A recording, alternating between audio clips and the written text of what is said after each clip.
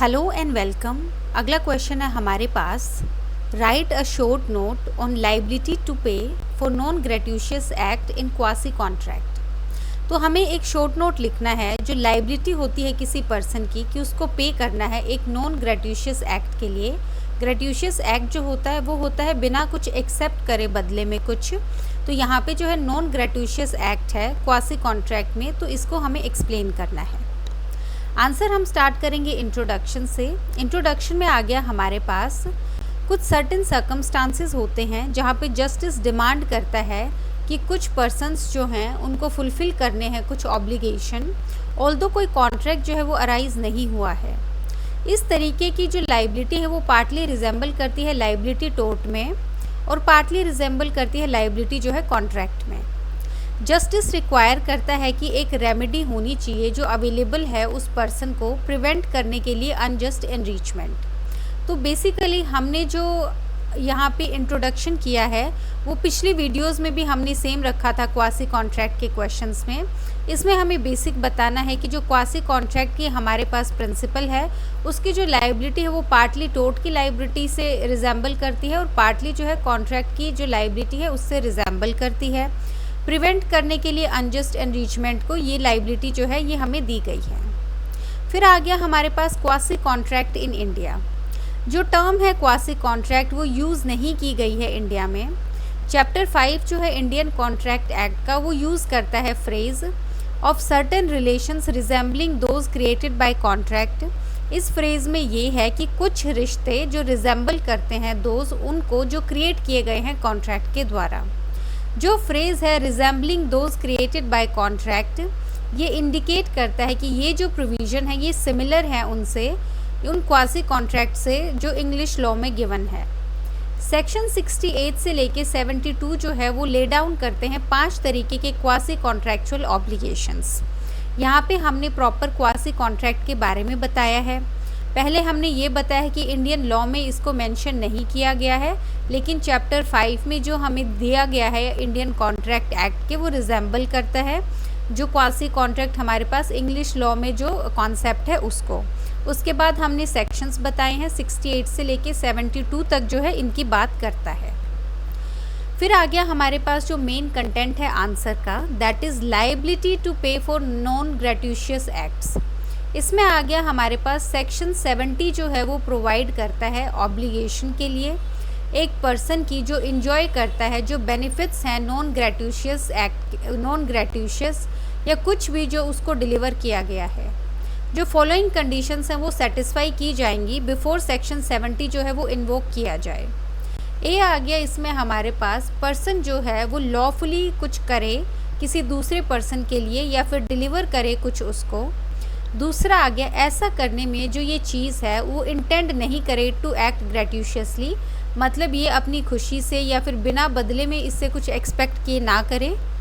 फिर आ गया जो पर्सन है जिसके लिए कुछ किया गया है वो इंजॉय करता है बेनिफिट को। तो इसमें हमारे पास जो है 3 असेंशियल्स हैं सेक्शन 70 के। पहला आ गया एक पर्सन जो है दूसरे के लिए कुछ करता है। दूसरा है वो नॉन ग्रेट्यूशियसली एक्ट करता है, मतलब वो बदले में कंसिडरेशन एक्सपेक्ट करता है। तीसरा आ गया जिसके लिए किया गया है वो इंजॉय करता है उस बेनिफिट को। फिर आ गया हमारे पास इलस्ट्रेशन। इलस्ट्रेशन में आ गया हमारे पास एक ट्रेड्समैन है जो अपने गुड्स जो है वो छोड़ जाता है बी के घर में बाय मिस्टेक। सो गलती से बी के घर पे अपने गुड्स छोड़ देता है। बी जो है वो ट्रीट करता है गुड्स को जैसे वो अपने गुड्स हैं, तो वो बाउंड है पे करने के लिए ए को उनके लिए। तो यहाँ पे जो है 3 हमारे पास जो असेंशियल्स हैं हमें वो देखने हैं। यहाँ पे ए ने क्या किया, गुड्स को छोड़ दिया। फिर आ गया ग्रेट्यूशियसली एक्ट नहीं किया है, यहाँ पे बाय मिस्टेक उसने छोड़ दिया। तीसरा आ गया यहाँ पे बी ने जो है वो इंजॉय किए है उस बेनिफिट को, तो यहाँ पे ये जो है सेक्शन अप्लाई होगा और जो बी को है वो पे करना पड़ेगा ए को। पर्पस क्या है इसका? वन ऑफ द पर्पस जो है इस सेक्शन का वो है अश्योर करना पेमेंट उस पर्सन को जिसने कुछ किया है दूसरे पर्सन के लिए वॉलंटरीली अपनी मर्जी से और एक थॉट के साथ कि उसको पे किया जाएगा। ये भी बहुत इम्पॉर्टेंट है कि जो पर्सन है जिस for whom the act is done, जिसके लिए चीज़ की गई है वो बाउंड नहीं है पे करने के लिए, उसके पास जो है ऑप्शन होना चाहिए रिजेक्ट करने का सर्विसेज को। ये जो है वॉलंटरी इंजॉयमेंट जो है इस सेंस में कि जो डिफेंडेंट है उसके पास ऑप्शन होना चाहिए एक्सेप्ट करने का या रिजेक्ट करने का बेनिफिट्स को, लेकिन जो डिफेंडेंट है वो डिसाइड करता है एक्सेप्ट करने का। तो इसमें हमारे पास पर्पस क्या है? पर्पस बहुत ही सिंपल है कि पेमेंट को इंश्योर करना कि पेमेंट किया जाए एक पर्सन को जिसने दूसरे के लिए कुछ किया है। दूसरी जो इम्पॉर्टेंट चीज़ है, यहाँ पे जो डिफेंडेंट होता है उसके पास ऑप्शन होता है वो चीज़ एक्सेप्ट करने का या फिर वो चीज़ जो है रिजेक्ट करने का। अगर वो एक्सेप्ट करता है तो यहाँ पे जो है उसको पेमेंट जो है वो जो है करनी पड़ेगी। तो इसका जो है ये छोटा सा पर्पस है। फिर आ गया हमारे पास केस लो। काफ़ी इंपॉर्टेंट केस लो है, प्री में भी पूछा जाता है और आपका मेंस में भी इसमें फैक्ट बेस्ड क्वेश्चन आता है। State of West Bengal versus BK Mondal and sons AIR 1962 supreme court. Facts क्या हैं इसके? इसमें आ गया हमारे पास कि जो प्लेंटिफ है उसने रिक्वेस्ट पे of an office of state of West Bengal, जो स्टेट ऑफ वेस्ट बंगाल का ऑफिस है उसकी रिक्वेस्ट पे उसने जो है अंडरटेक किया कुछ कंस्ट्रक्शन का काम। स्टेट ने जो है एक्सेप्ट किया उसके काम को, लेकिन वो जो है एस्केप करना चाहता था जो लाइबिलिटी है पेमेंट की, कंटेंट करके कि कोई भी वैलिड कॉन्ट्रैक्ट जो है एज़ पर जो रिक्वायरमेंट्स हैं सेक्शन 175 क्लोज 3 जो है गवर्नमेंट ऑफ इंडिया एक्ट 1935 का article 299 of constitution of India जो प्रेजेंटली है, तो इसके अकॉर्डिंग जो है सेक्शन के अकॉर्डिंग कोई भी जो है लाइबिलिटी नहीं बनती है उसको पे करने की, क्योंकि कोई भी वैलिड कॉन्ट्रैक्ट नहीं हुआ है। सुप्रीम कोर्ट ने हेल्ड किया कि जो स्टेट लाइबल होगा अंडर सेक्शन 70, कोर्ट ने हेल्ड किया कि जो स्टेट है इवन आफ्टर रिक्वेस्ट करने के बाद काम को उसके पास ऑप्शन था रिजेक्ट करने का। ये कंटेंट किया गया कि जो एब्सेंस जो हुई है स्टैट्यूटरी फॉर्मेलिटीज़ की कंक्लूड करने की कॉन्ट्रैक्ट को, ये पॉसिबल नहीं था होल्ड करना स्टेट को लाइबल। कंटेंशन जो होता है वो आर्ग्यूमेंट होता है जो एक पार्टी की तरफ से किया जाता है। तो यहाँ पे स्टेट ऑफ वेस्ट बंगाल ने क्या बोला कि यहाँ पे जो स्टैट्यूटरी फॉर्मेलिटीज़ थी जिसकी वजह से कॉन्ट्रैक्ट होना था वो पॉसिबल ही नहीं था, तो ये नहीं हुआ है जो फॉर्मेलिटीज़ थी, तो स्टेट को लाइबल नहीं होल्ड किया जा सकता।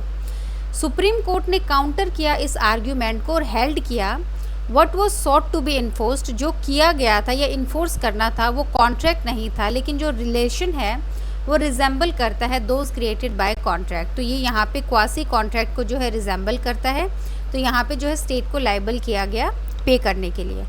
अगर आपको फैक्ट बेस्ड क्वेश्चन नहीं आता है और आपको सिर्फ थियोरेटिकल क्वेश्चन आता है तो आप सीधा केस लो लिखेंगे और उसके बाद ये वाला पोर्शन जो है वो हेल्ड करेंगे। इसमें हेल्ड किया गया कि सुप्रीम कोर्ट ने हेल्ड किया कि जो टर्म है इंजॉय सेक्शन 70 में, उसका मतलब है एक्सेप्ट करना और इंजॉय करना। ऐसी कोई लाइबिलिटी नहीं है इस सेक्शन में कि जो डिफेंडेंट है वो इसको इंजॉय करे कंपल्सरली, कि डिफेंडेंट को जो है ज़बरदस्ती जो इंजॉय करवाया जाए वो चीज़। तो ये जो सेक्शन है ये एनकरेज नहीं करता है officious interference in affairs of another. तो इसमें जो है सेक्शन में क्या होता है कि जो आपके पास जो प्रॉपर स्टैट्यूटरी या जो ऑफिशियल चीज़ें होती हैं वो इंटरफेयर नहीं करेगा दूसरों को उसकी जो है पेमेंट या उसकी जो है जो इंटाइटल्ड है वो जिस चीज़ के लिए उसको वो चीज़ देने में। कंक्लूजन में आ गया हमारे पास सेक्शन 70 जो है ऑपरेशन में आता है वो कॉन्ट्रैक्ट की वजह से नहीं, लेकिन rather by the reason of the fact, लेकिन इस फैक्ट की वजह से कि जो काम है वो किया गया है एक पार्टी के द्वारा और इन्जॉय किया गया है दूसरी पार्टी के द्वारा बिना किसी कॉन्ट्रैक्ट के। तो यहाँ पे जो है सेक्शन 70 अप्लाई होगा और जो एक्सप्लॉइट नहीं किया जा सकता है वर्कर को, लेबर को या किसी भी पर्सन को जिसने काम किया है अपने हिस्से का। बाकी जो है इस आंसर में हमारे पास 2-3 चीज़ें ध्यान रखने वाली हैं। पहला यही कि हमने 10-15 मार्कर के हिसाब से किया है। अगर ये क्वेश्चन आपका 5 मार्कर में आता है तो हमने इनिशियली जो इंट्रो किया है और क्वासी कॉन्ट्रैक्ट के बारे में बताया है, आप दोनों को मर्ज करके बस एक लाइन का इंट्रो लिखेंगे। उसके बाद आप जो है सेक्शन 70 के बारे में बताएंगे, उसकी 3 असेंशियल कंडीशंस के बारे में बताएंगे। उसके बाद आप क्या करेंगे, पर्पस को आप एक लाइन में बताएंगे कि जो है इंश्योर करना जो है या अश्योर करना पेमेंट, और ताकि एक्सप्लॉइटेशन ना हो पाए किसी भी पर्सन का, जो स्ट्रिक्ट टर्म्स हैं उसके बेसिस पे। आप केस लो ज़रूर लिखेंगे। केस लो में आप 5 मार्क्स में जो है फैक्ट्स नहीं लिखेंगे, सिर्फ कंक्लूजन ये वाला जो हेल्ड किया है वो लिखेंगे और उसके बाद जो है कंक्लूजन लिखेंगे। वहीं ये क्वेश्चन जो है कैसे आ सकता है दूसरे तरीके से, ये जो क्वेश्चन है हमारे पास ये 10-15 मार्कर थियोरी में आ सकता है, तो आप डिट्टो लिखेंगे। 5 में आ गया तो आप जो है इतना कट शॉर्ट करेंगे तीसरा जो है ये फैक्ट बेस्ड क्वेश्चन आता है, जो हमारे पास ये केस है state of West Bengal versus BK Mondal. यहाँ पे जो है आपको ये फैक्ट्स दिए जाएंगे और आपको पूछा जाएगा कि यहाँ पे जो प्लेंटिफ है वो इंटाइटल्ड होगा पेमेंट के लिए या नहीं होगा। उसमें आप क्या जो है आप कैसे लिखेंगे, सबसे पहले जो फैक्ट्स आपको क्वेश्चन में दिए गए हैं आप वो लिखेंगे। उसके बाद पॉइंट ऑफ डिटर्मिनेशन लिखेंगे कि वेदर वो इंटाइटल्ड है पेमेंट के लिए या नहीं है। उसके बाद जो टॉपिक है उससे रिलेटेड, किससे रिलेटेड है, यहाँ पे आप सेक्शन 70 या क्वासी कॉन्ट्रैक्ट को थोड़ा सा एक्सप्लेन करके सेक्शन 70 लिखेंगे। इसकी जो है कंडीशंस लिखेंगे, आप केस लॉ लिखेंगे। उसके बाद जो है आप सेकंड लास्ट पैराग्राफ में केस लॉ और जो आपको फैक्ट्स दिए गए हैं प्लस जो प्रोविज़न है उनको सपोर्ट करके आप जो है इंटरलिंक करेंगे और उसके बाद एक लाइन में आप कंक्लूड करेंगे कि देयरफॉर जो प्लेंटिफ है, जो यहाँ पे पॉइंट ऑफ डिटर्मिनेशन है उसी को लास्ट में लिखना है कि यहाँ पे जो प्लेंटिफ है उसको जो है पेमेंट दी जाएगी। तो ऐसे जो है आप फैक्ट बेस्ड क्वेश्चन को जो है टैकल करेंगे। ये केस लॉ जो है काफ़ी इंपॉर्टेंट है, प्री में भी पूछा गया है, मेंस में भी आपको पूछा गया है। बाकी जो है इस आंसर में हमने सब कुछ इंक्लूड कर लिया है। So thank you.